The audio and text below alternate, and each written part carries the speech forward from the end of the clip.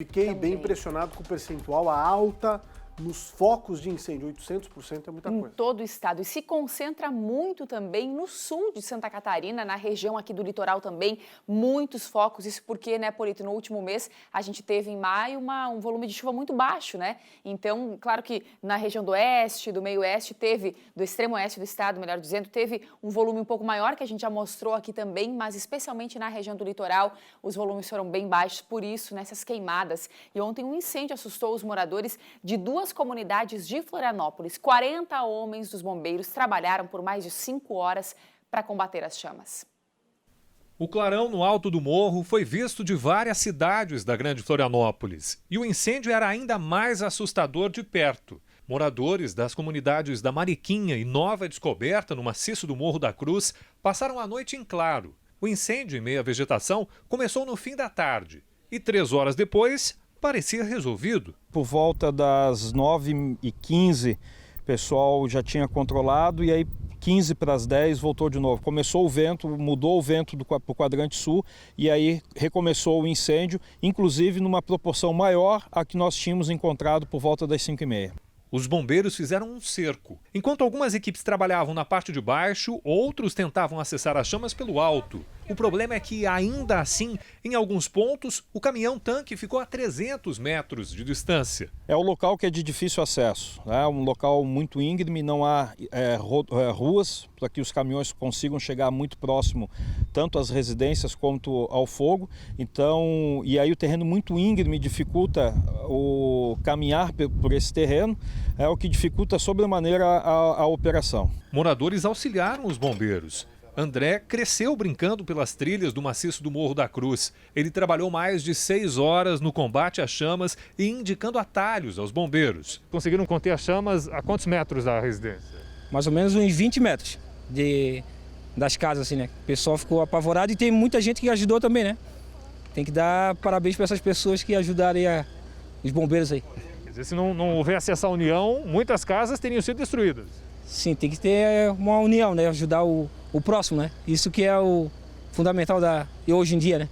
Ajudar o próximo, aquele que a gente não conhece também, né? Estas imagens de celular mostram as chamas embaixo do heliponto, a centímetros da plataforma. Além de comandar o 1º Batalhão dos Bombeiros na capital, Losso também é piloto do Arcanjo e chegou a sobrevoar a área. Mas, neste caso, o helicóptero não pôde ser usado no combate às chamas. Cheguei a sobrevoar aqui por volta das 5h30 da tarde para auxiliar no levantamento da área, para o pessoal ter uma noção e indicar por onde deveria fazer o combate, mas a gente não consegue operar à noite, não tem como fazer a captação de água com o Bubby Bucket para poder atuarmos à noite.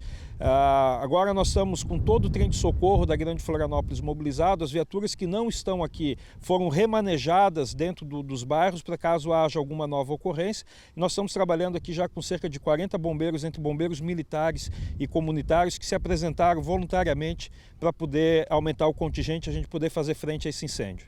Agora é quase 1 da manhã e olha a quantidade de fumaça. Os bombeiros seguem aqui trabalhando na beira desse penhasco, fazendo o rescaldo. Ao meu lado está aqui o subtenente Correia.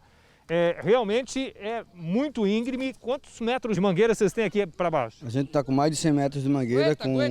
São os 2 lances de mangueira, mas cada lance de mangueira tem 20 metros cada um. Tem mais de 5 lances de mangueira, até lá embaixo. E tem dezenas de bombeiros ainda monitorando a área, exatamente para evitar que o incêndio recomece e, mais uma vez, o pessoal tenha que correr para combater as chamas, fazer as barreiras, para evitar que as casas fiquem em risco. E a gente está aguardando agora para ver como vai ficar a situação. As mangueiras só foram recolhidas no meio da noite. Ainda assim, uma equipe passou a madrugada monitorando o local. Graças ao esforço rápido e intenso das guarnições, todas as residências que tiveram fogo próximo foram preservadas e a gente consegue sair desse incêndio sem nenhuma pessoa machucada e nenhuma residência atingida. Estas imagens feitas hoje de manhã mostram o tamanho do estrago. Uma consequência, mais uma vez, da falta de conscientização de quem insiste em fazer queimadas e que colocou centenas de casas em risco. como a grande maioria dos incêndios, para não dizer a sua totalidade, não tenho dúvida que são de origem humana, que a gente não consegue precisar se é intencional ou acidental. Nós estamos passando por um período de estiagem muito longo e o que a gente pede é que as pessoas não utilizem a queimada como uma forma de limpeza de terreno, queimar lixo, folhas, porque com a meteorologia favorável, estiagem, a vegetação muito seca, vento, umidade relativa do ar baixa, são fatores fundamentais para que haja um incêndio e que aquela pequena fogueira, aquele pequeno lixo no fundo do quintal pode se transformar num incêndio como esse de grandes proporções.